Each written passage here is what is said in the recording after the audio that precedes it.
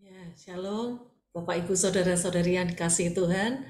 Senang ya pagi ini kita bisa bersekutu bersama. Sebelum kita memulai persekutuan pada pagi hari ini, mari kita nyanyikan pujian Rohmu yang hidup.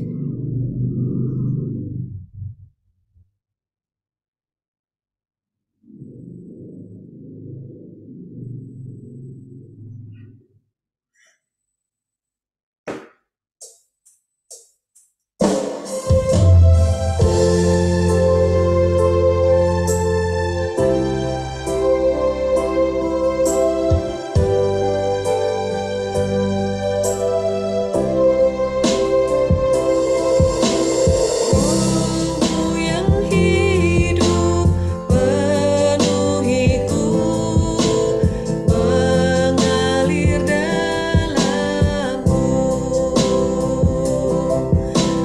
Jiwaku tenang bersamamu dalam naunganmu. Ku buka hati untuk jemaatmu, berserah penuh di hadiratmu. Kau ambil alih seluruh hidupku, di altarmu menyembahmu. Sungguh bersyukur ya Roh Kudus sudah hadir di tengah-tengah kita.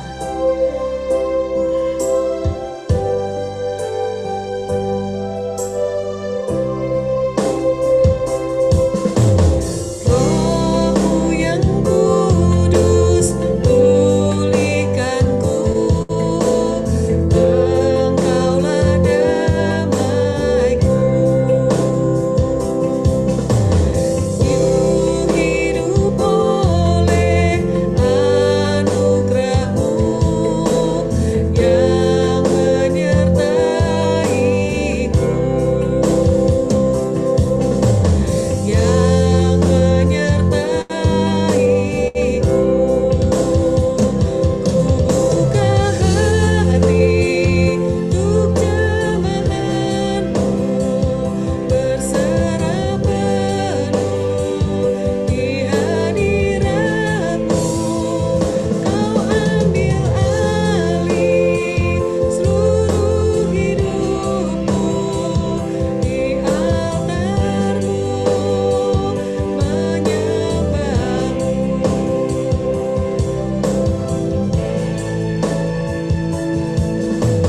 Rohmu yang hidup penuhiku, datang urapiku.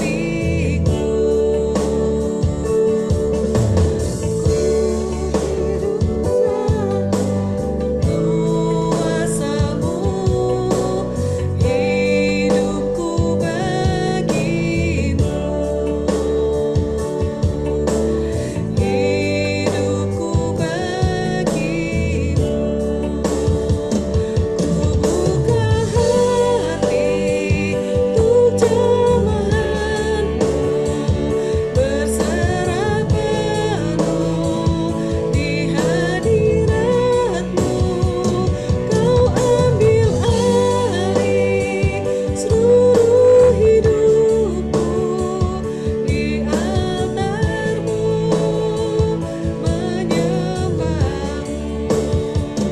Ku buka hati untuk jemaatmu, berserah penuh di hadiratmu. Kau ambil alih seluruh hidupku, di altarmu menyembahmu, di altarmu menyembahmu.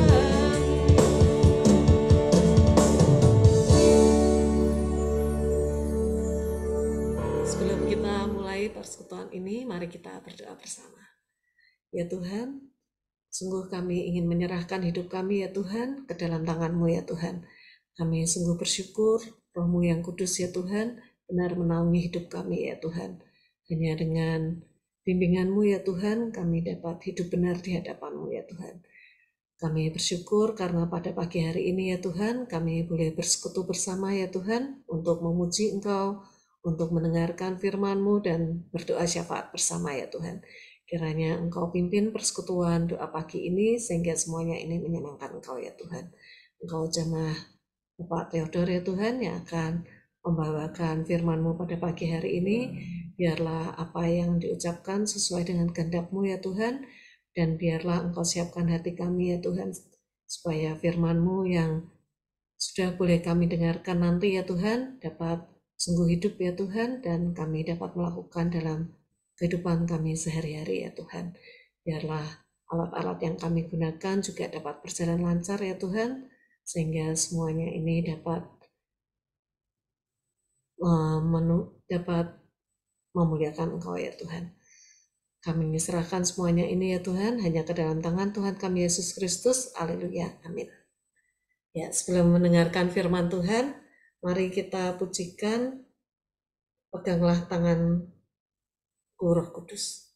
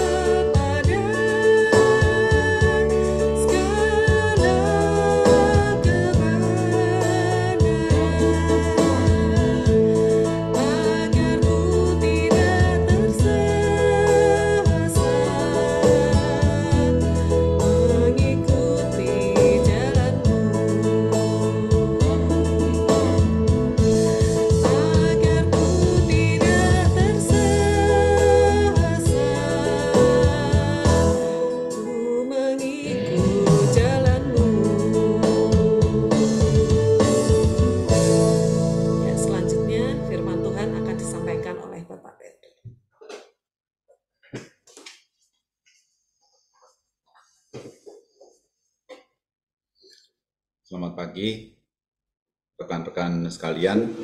Senang sekali kita bisa berjumpa kembali dan saya bisa ikut persekutuan doa pagi pada pagi hari ini. Saya nggak pakai masker ya, nggak apa-apa ya. Aman mestinya.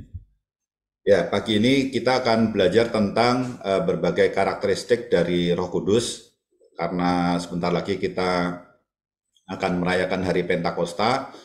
Saya ingat di persekutuan doa pagi yang dulu juga saya sempat memimpin renungan pada saat menjelang Pentakosta juga. Jadi ini bisa jadi seperti lanjutan dari diskusi yang dulu ya, apa yang akan kita bahas hari ini. Mari kita bersama-sama berdoa dulu untuk mempersiapkan hati kita.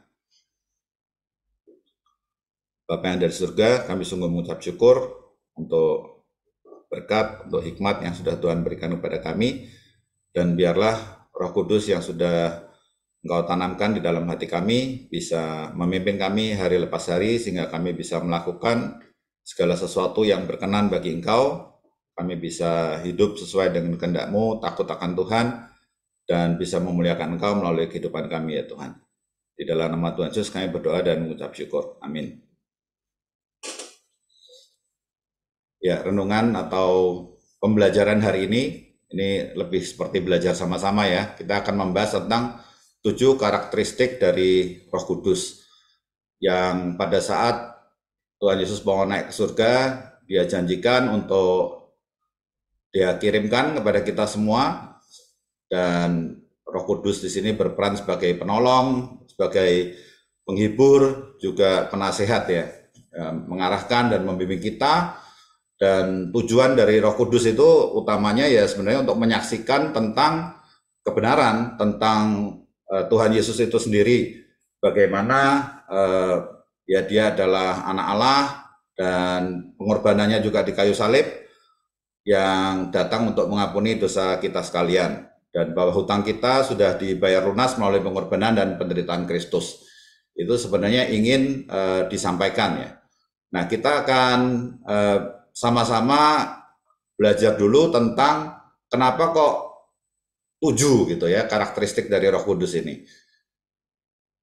Berikutnya ada pertanyaan, siapa yang bisa jawab nih? Pada hari keberapa Allah berhenti dari pekerjaan penciptaan? Silakan yang mau menjawab. Kalau kita baca di Kejadian 1, Kejadian 2 ayat 2 sampai 3, Allah berhenti dari pekerjaan penciptaan itu di hari ke 7 ya. Oke, soal berikutnya.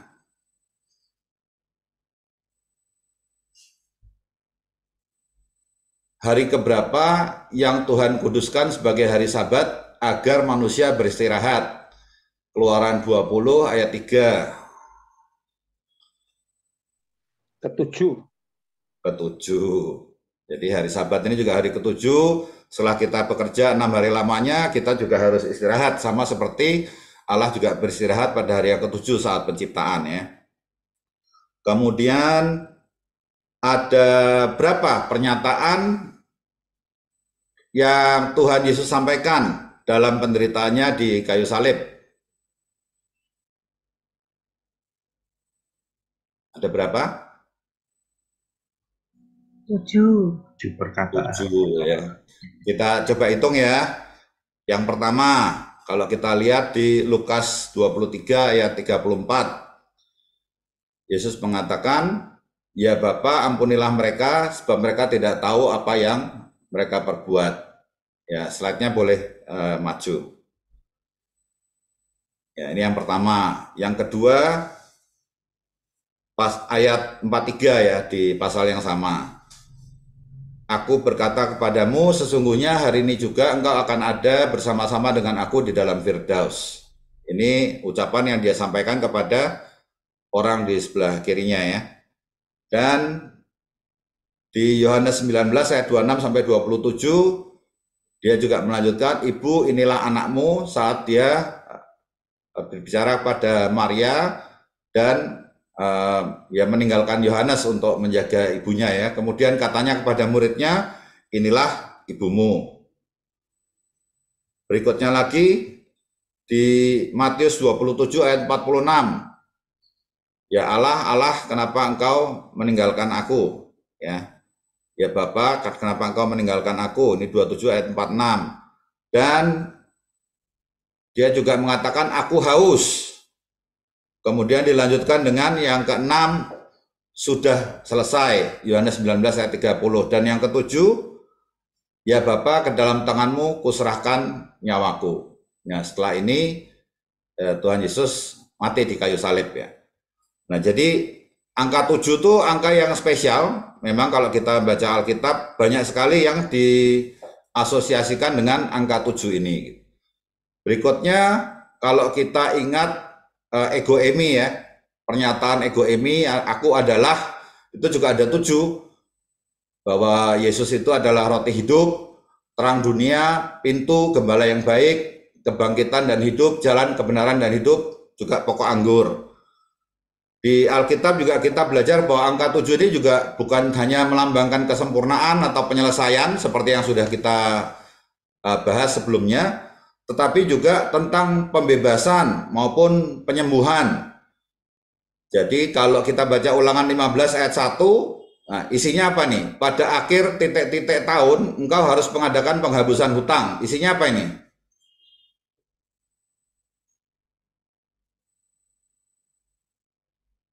Isinya apa ini?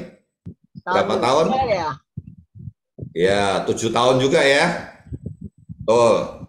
Kemudian berikutnya, kita mengampuni orang yang bersalah pada kita 70 kali 7 juga.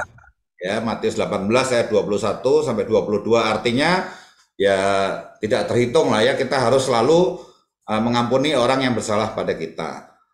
Juga yang terakhir ini contoh Naaman. Dia diminta oleh Nabi Eli untuk mandi dalam Sungai Yordan supaya sembuh, Elisa ya. Di 2 Raja-Raja 5 ayat 10 sampai 14, 7 kali juga dia harus merendamkan dirinya di Sungai Yordan, lalu dia sembuh. Jadi ini 7 juga melambangkan pembebasan, penyembuhan. Dan sebenarnya banyak lagi, termasuk doa Bapa kami juga ada 7 petisi ya, yang disampaikan dalam doa Bapa kami. 3 terkait dengan Allah, dan yang keempat terkait dengan ya bagaimana kita menjalani kehidupan kita sebagai manusia. Dan ada banyak lagi yang lain. Nah, sekarang kita akan belajar tentang 7 karakteristik dari Roh Kudus. Kalau kita memang membandingkan antara kitab Ibrani dengan kitab Yunani, mungkin ada sedikit perbedaan ya, karena kalau di Ibrani takut akan Tuhan itu dibahas 2 kali, sedangkan kalau di kitab Yunaninya itu dibedakan, yang pertama dengan yang kedua, takut akan Tuhannya. Kita baca bersama-sama Yesaya 11 ayat 1 sampai 3 ya. Yesaya 11 ayat 1 sampai 3, saya akan bacakan buat kita sekalian. Suatu tunas akan keluar dari tunggul Isai, dan taruk yang akan tumbuh dari pangkalnya akan berbuah. Roh Tuhan akan ada padanya, roh hikmat dan pengertian, roh nasihat dan keperkasaan, roh pengenalan dan takut akan Tuhan. Ya, kesenangannya ialah takut akan Tuhan. Jadi nubuat dari Yesaya ini tentang Raja Damai yang akan datang. Dia akan datang dan roh Tuhan itu akan beserta pada Raja Damai yang akan datang ini. Dan kalau kita lihat di sini ada karakteristik hikmat di sini. Ada pengertian yang kedua, nasihat, keperkasaan yang keempat, pengenalan akan Tuhan, takut akan Tuhan, ya ini 5, 6, nah kemudian diulang takut akan Tuhan. Nah kalau kita lihat di kitab Yunaninya, sebenarnya dia membedakan antara takut akan Tuhan yang pertama dengan yang kedua ya.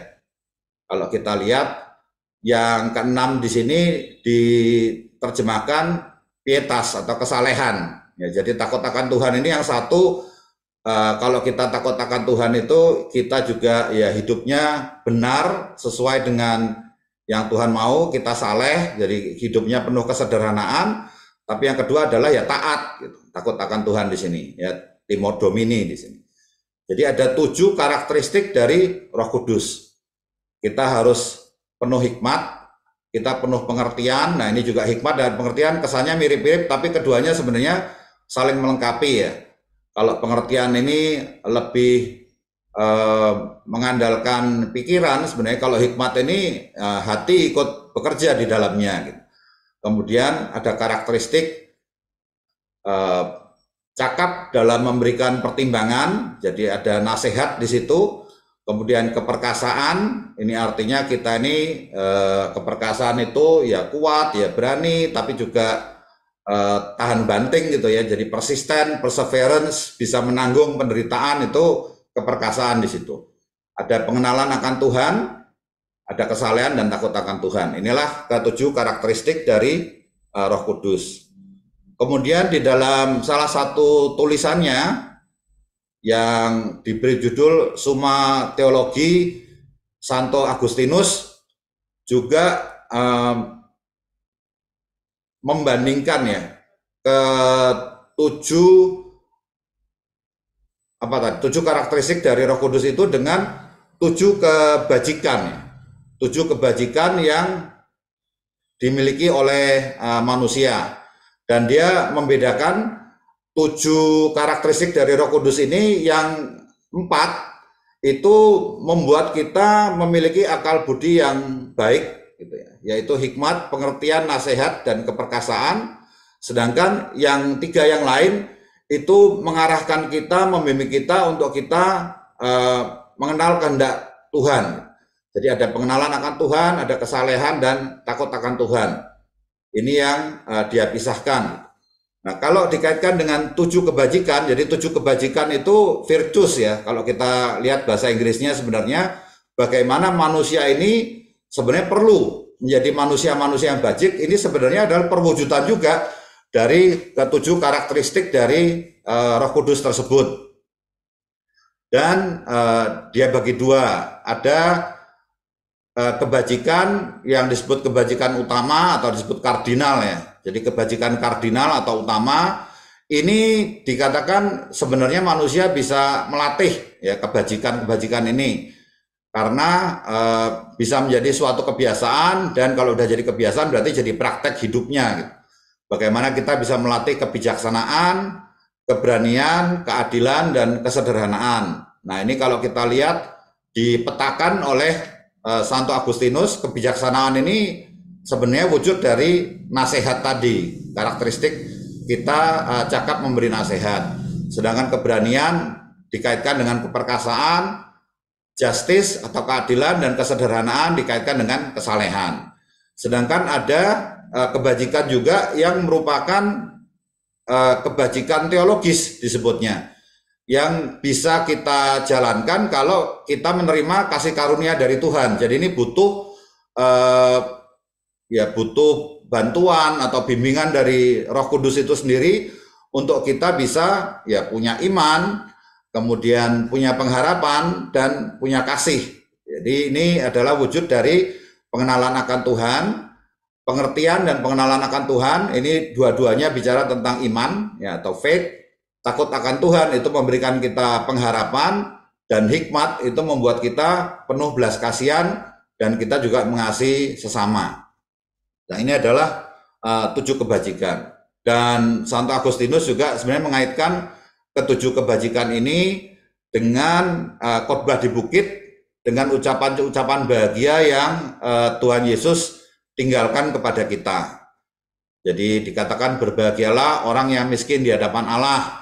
Ini sebenarnya adalah perwujudan dari karakteristik takut akan Tuhan. Kemudian berbahagialah orang yang berduka cita, ini karena kita memiliki pengertian. Berbahagialah orang yang lemah lembut, ini dari kesalehan. Berbahagialah orang yang lapar dan haus akan kebenaran, nah, ini karena dia tadi bisa menahan penderitaan ya. Jadi terkait dengan keperkasaan. Kemudian berbahagialah orang yang murah hatinya, ini berarti orang ini cakap dalam membuat pertimbangan-pertimbangan. Berbahagialah orang yang suci hatinya, punya pengenalan akan Tuhan. Berbahagialah orang yang membawa damai, itu dikaitkan dengan hikmat. Dan berbahagialah orang yang dicela dan dianiaya, ini juga dikaitkan dengan keperkasaan. Jadi kalau kita lihat bagaimana ke-7 karakteristik dari Roh Kudus ini sebenarnya muncul di dalam kehidupan kita sebagai umat Kristen. Dan kalau kita kaitkan dengan renungan yang dulu pernah saya sampaikan di persekutuan doa pagi menjelang dengan Pentakosta, kita juga sempat membahas tentang karunia-karunia roh ya. yang dari Roma 12, kemudian 1 Korintus 12, Efesus 4. Nah itu ada begitu banyak tuh, ada karunia kepemimpinan, karunia mengajar, kita ingat ya. Itu semua adalah perwujudan dari ketujuh karakteristik dari Roh Kudus ini sendiri. Yaitu yang ingin saya bagikan kepada rekan-rekan sekalian supaya kita mempunyai pengertian yang lebih baik, punya pengetahuan yang lebih baik tentang ketujuh karakteristik dari Roh Kudus ini sendiri dan bagaimana kita bisa mewujudkannya dalam keseharian kita sebagai anak Tuhan. Terima kasih. Amin. Saya kembalikan ke Yaya ya.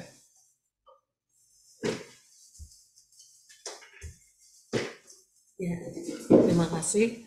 Ya, marilah kita sungguh mengucap syukur ya untuk Roh Kudus yang sudah boleh tinggal di dalam kita.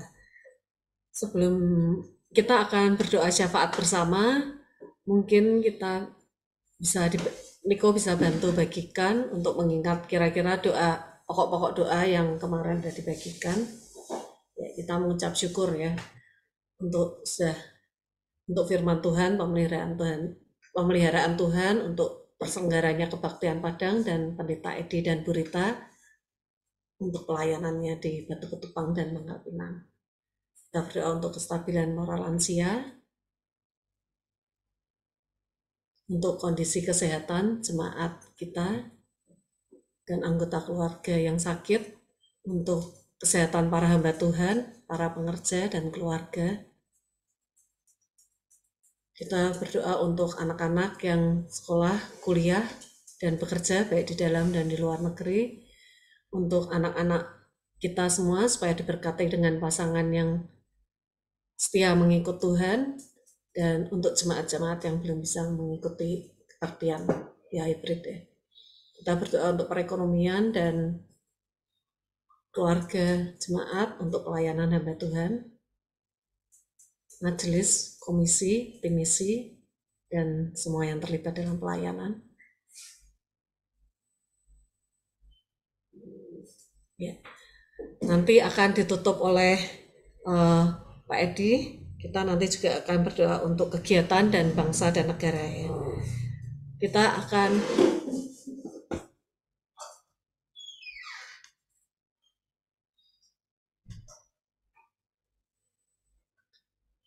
menyanyikan pujian Roh Kudus Kau hadir di sini.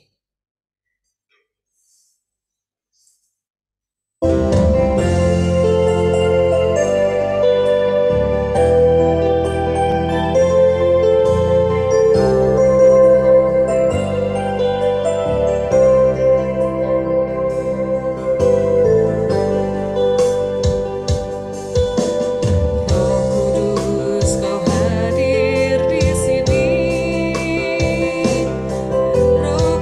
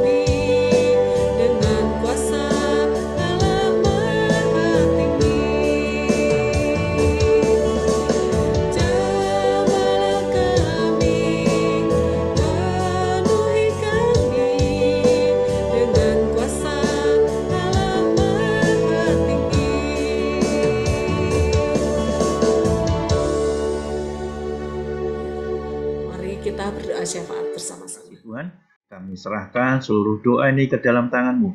Biar nama Tuhan yang dipermuliakan dari semua yang kami lakukan pada saat ini.